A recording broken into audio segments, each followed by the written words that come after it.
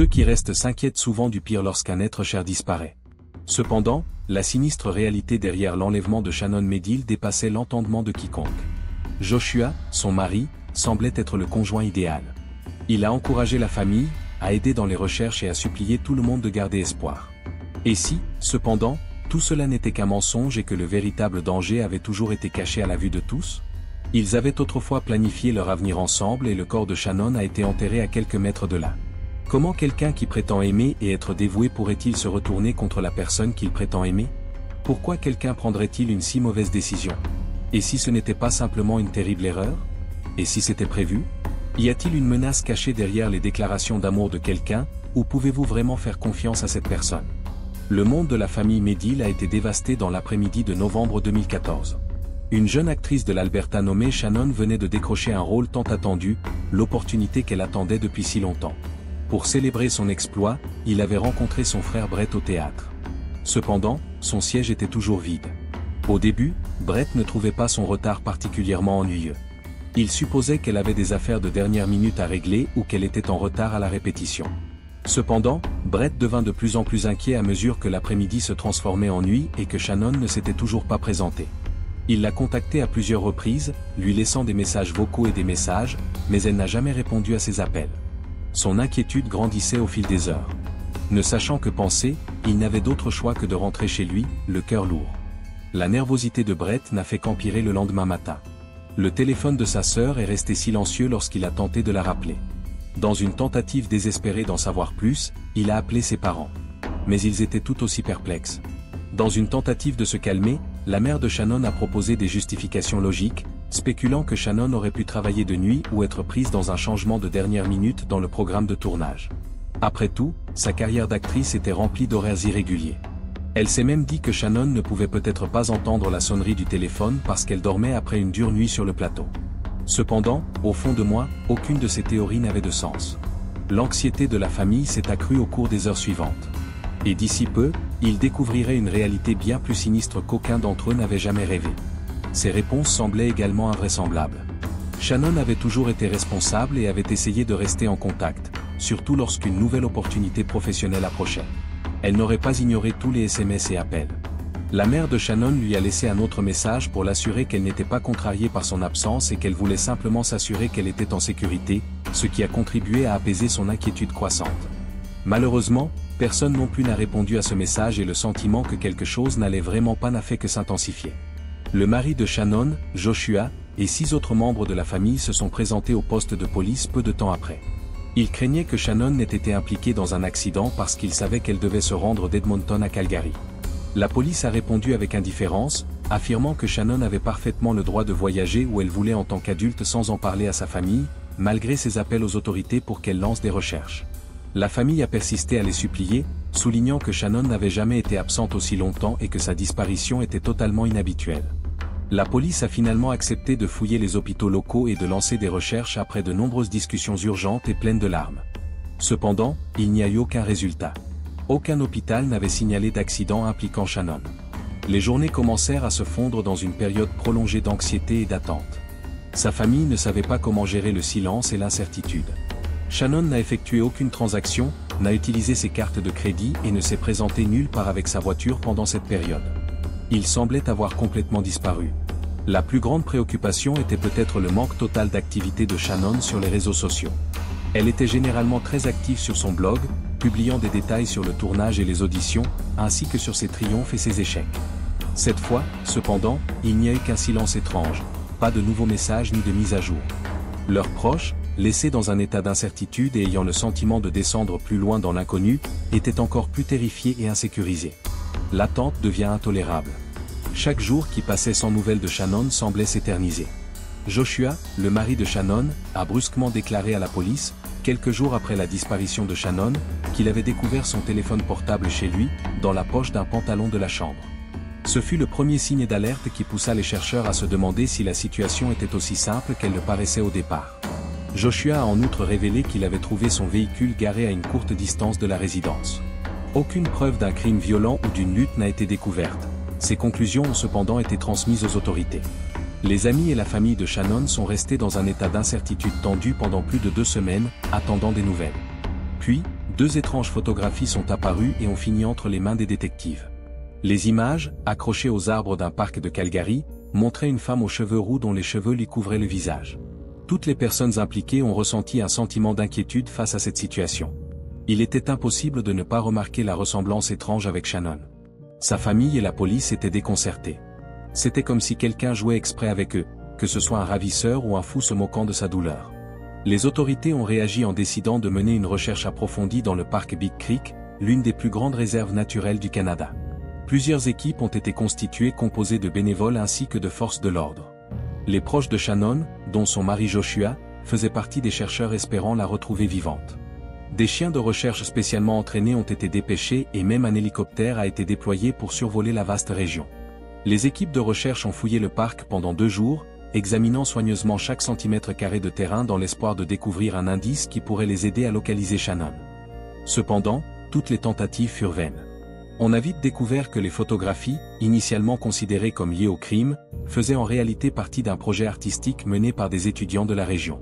Les étudiants se sont adressés à la police pour dissiper le malentendu après avoir pris conscience des conséquences inattendues de leur activité.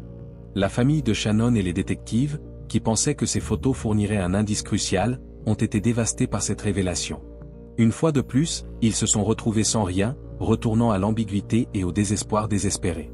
Pendant ce temps, le mari et les parents de Shannon continuaient de vivre dans l'angoisse quotidienne, piégés dans la douleur et la terreur en attendant des nouvelles. La situation devenait chaque jour plus intolérable et de plus en plus de questions surgissaient.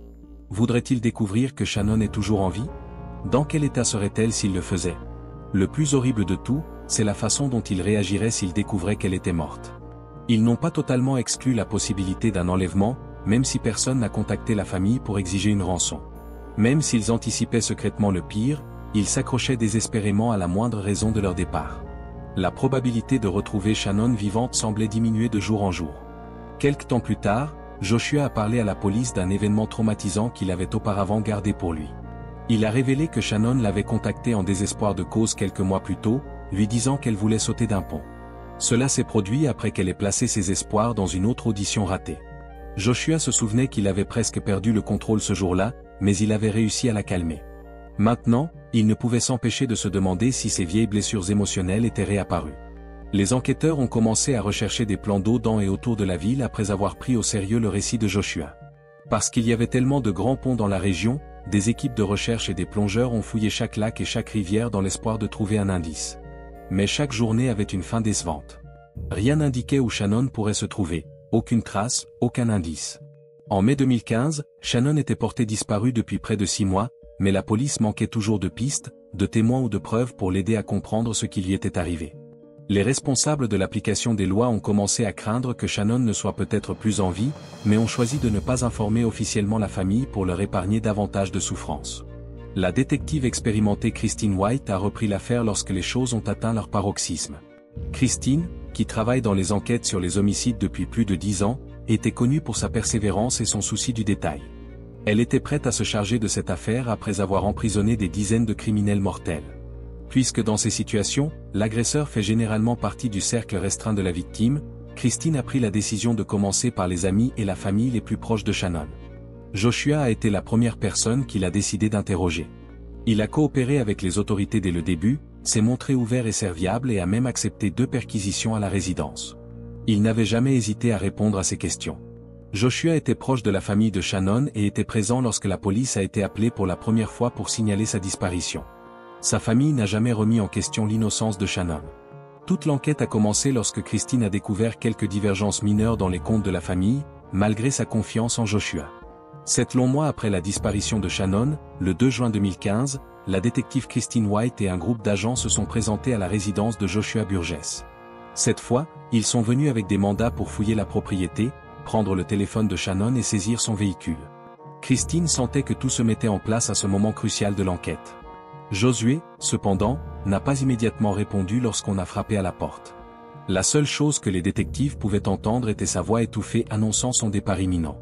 Le fait qu'il traîne dans les parages a accru les soupçons quant au scénario. Christine était consciente que le temps ne jouait pas en sa faveur. Son sentiment d'urgence s'est accru lorsqu'elle soupçonnait que Joshua essayait de cacher quelque chose ou de gagner un temps précieux. Il n'a pas eu le temps de chercher son pantalon, car les policiers lui ont demandé d'ouvrir la porte immédiatement. Ils étaient prêts à tout, même si cela impliquait de recourir à la force, lorsque Josué a finalement ouvert la porte. Cependant, ce qu'ils ont découvert était surprenant. « C'est moi qui l'ai fait », a déclaré Joshua alors qu'il pleurait. « C'est moi qui ai tué Shannon. » Comme si cette confession était sa dernière chance de trouver une sorte de soulagement, son visage était un mélange de choc et de désespoir. Mais il faut remonter quelques mois au début pour comprendre ce qui a conduit à ce point. Shannon et Joshua n'étaient mariés que depuis 7 mois lorsqu'elle a disparu, mais leur mariage était clairement en danger. Même la famille de Shannon était au courant du mariage ouvert du couple, qui a été découvert lors de l'enquête sur sa disparition. Joshua a proposé ce plan et bien que Shannon soit censée l'avoir accepté, elle n'en était pas très satisfaite. Bien que leur mariage leur permette théoriquement d'avoir des contacts sexuels avec d'autres personnes, Shannon y voit davantage un compromis que ce qu'elle souhaite réellement. Les enquêteurs ont découvert que Shannon était au courant des relations actives de Joshua avec d'autres femmes. Joshua affirme qu'elle n'a pas protesté lorsqu'elle a rencontré plusieurs de ses partenaires. Cependant, lorsque Shannon a déclaré vouloir revenir à une relation plus conventionnelle, les choses ont commencé à changer. Elle a lancé un ultimatum à son mari lorsqu'elle a réalisé qu'elle ne voulait plus le partager avec d'autres femmes. Josué a accepté ces conditions, mais il s'est avéré qu'il n'était pas entièrement sincère. Peu de temps après, Shannon a vu que Joshua avait changé le mot de passe de son téléphone, ce qu'il n'avait jamais fait auparavant. Elle s'en est méfiée, inquiète, a demandé à accéder à son appareil. Après que Joshua lui ait donné le mot de passe, elle a vérifié ses messages et a découvert que, malgré leur accord, il sortait toujours avec l'un de ses anciens amants.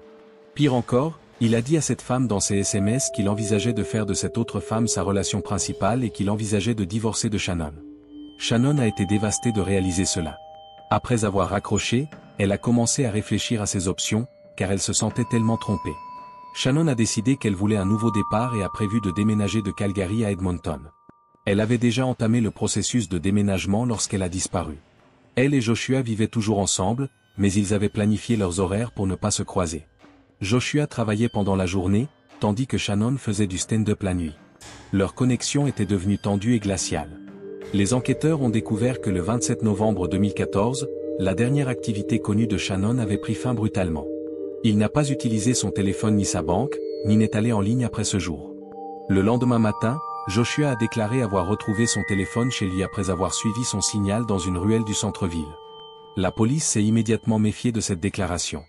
Joshua a insisté à plusieurs reprises lors d'interrogatoires ultérieurs sur le fait qu'il avait localisé par inadvertance le téléphone et le véhicule de Shannon, mais n'a pas pu fournir d'explications sur cette découverte. La détective Christine White a décidé de se concentrer sur lui en tant que principal suspect lorsque ses déclarations sont devenues de plus en plus erratiques. À l'époque, les preuves étaient insuffisantes pour obtenir les mandats requis, la police a donc demandé à prendre la voiture de Shannon et le téléphone de Joshua. L'approbation de ces actes par un juge était cruciale pour ses espoirs. Christine et ses collègues sont retournés chez Joshua lorsque les ordres ont finalement été émis. Ils étaient prêts à tout, car ils savaient qu'il avait été pris par surprise et qu'il pourrait tenter de cacher des preuves ou peut-être s'enfuir. Cependant, les choses ont pris une tournure inattendue lorsque Joshua a finalement ouvert la porte. Examinons maintenant plus en détail ce moment crucial.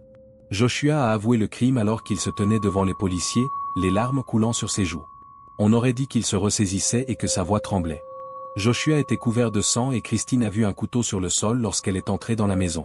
Il s'était coupé le cou pour tenter de se blesser, mais heureusement, aucune artère majeure n'avait fui. Après que les ambulanciers l'ont transporté d'urgence à l'hôpital, ses jours n'étaient plus en danger.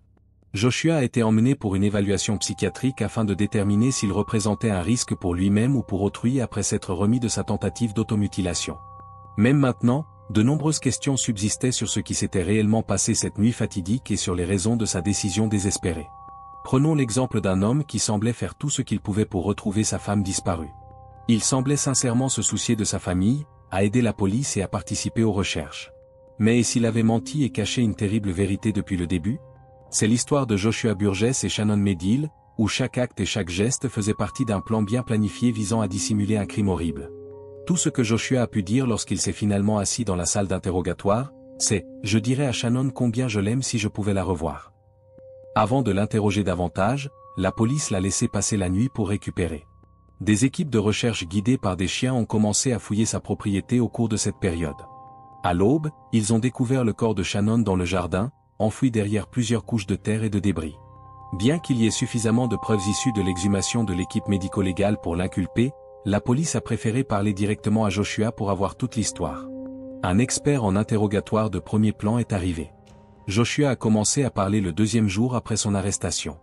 Même si ses premiers aveux et la découverte de la mort de Shannon suffisaient à étayer les accusations formelles, son histoire était essentielle pour comprendre ce qui s'était réellement passé entre lui et Shannon et comment les choses avaient conduit à la tragédie. La police savait que la famille de Shannon ne connaîtrait pas la vérité sur ses derniers instants jusqu'à ce qu'il avoue. Joshua a décrit comment Shannon était assise sur le canapé lorsqu'il rentrait chez lui ce jour fatidique. Elle a immédiatement commencé à le traiter de traître à ses affaires et à l'accuser d'adultère. Il criait et ses commentaires étaient perçants. Joshua a finalement couvert ses lèvres avec sa main pour tenter de la faire taire, mais Shannon s'est échappée, l'a mordue et a continué à crier des insultes, affirmant que son contact la dégoûtait. Joshua l'a attrapée par le cou dans un accès de rage et l'a étranglée jusqu'à ce qu'elle cesse de respirer. Il est entré dans une frénésie lorsqu'il a découvert que Shannon était morte. Après avoir tenté de la réanimer, il n'a pas pu appeler les secours. Il a avoué qu'il ne voulait pas que quiconque sache ce qui s'était passé. Josué a dit qu'il avait caché son mal en vivant avec ce mensonge pendant 8 mois. Il a enterré le corps de Shannon dans le jardin après l'avoir initialement stocké dans un conteneur près de la maison. Les conteneurs cachés sur le porche arrière n'ont pas été découverts par la police lors des 2 perquisitions précédentes de la maison. Pour éviter tout soupçon, Joshua les avait délibérément cachés avec des sacs poubelles. Ne voulant pas que son amante l'abandonne, même morte, il prit la décision perverse de l'enterrer là. La vérité a finalement été révélée à la famille de Shannon. Ils furent consternés d'apprendre que Josué, qui était avec eux tout le temps, non seulement les avait aidés dans leurs recherches, mais leur avait également menti. Le procès s'est ouvert 2 ans après ces incidents et a bénéficié d'une large couverture médiatique. Les journalistes ont suivi de près tous les événements de l'affaire. La peine initiale de Joshua pour meurtre au 2e degré était la prison à vie. Bien qu'il ait admis le crime, il a soutenu qu'il n'avait pas prévu de tuer Shannon et qu'il s'agissait d'un acte de colère. Son équipe de défense a fait valoir tout au long du procès qu'il serait éligible à la libération conditionnelle après seulement 10 ans, surprenant la famille de Shannon, qui pensait que ses actes étaient complètement intentionnels. De nombreuses informations découvertes lors des interrogatoires ont permis de reconstituer les tristes événements. Shannon et Joshua ont eu une vive dispute le jour de sa disparition. Joshua a proposé l'intimité comme moyen de réconciliation, mais Shannon a refusé. Elle a dit qu'elle regrettait de l'avoir épousé en réponse à ses tentatives pour la convaincre. Joshua est devenu furieux à ce commentaire. Il se jeta sur elle, l'attrapa par le cou et commença à l'étrangler. Il a continué ce qu'il avait commencé et a attrapé une ceinture lorsque ses mains se sont fatiguées. Joshua a laissé le corps de Shannon dans le jardin jusqu'au printemps, lorsque le sol a dégelé et qu'il a été autorisé à rentrer chez lui, après avoir réalisé ce qu'il avait fait. Même s'il faisait froid, les restes de Shannon s'étaient quelque peu décomposés. Joshua a construit un cercueil de fortune à partir d'un récipient en plastique. Les experts ont confirmé que la cause du décès était la strangulation. Le fait qu'il n'y ait eu aucune autre blessure a confirmé le récit de Joshua. Joshua a affirmé qu'il ne pouvait pas supporter de faire face à la famille de Shannon et qu'il n'a donc pas assisté aux audiences du tribunal malgré ses aveux. Sa famille pensait qu'il était trop lâche pour leur faire face. Finalement, le juge a condamné l'accusé à la prison à vie avec possibilité de libération après 10 ans. Ce procès a rendu furieuse la famille de Shannon, qui estimait que quelqu'un qui avait perpétré une atrocité aussi horrible n'aurait pas dû avoir la moindre chance de liberté. Il soutenait qu'il devait à tout prix éviter d'être tenu responsable de son style de vie et de sa malhonnêteté, qui avait provoqué ce désastre. Joshua a récemment soumis une demande de libération conditionnelle. Pour sensibiliser aux risques associés à la libération de l'individu qui a tué Shannon, sa famille a l'intention d'assister à l'audience de la commission des libérations conditionnelles. Quelles sont vos pensées ? Est-il juste d'accorder la liberté à quelqu'un qui a tué sa femme et trompé tout le monde si impitoyablement ? La douleur et le regret peuvent-ils un jour effacer la douleur qu'ils ont causée ?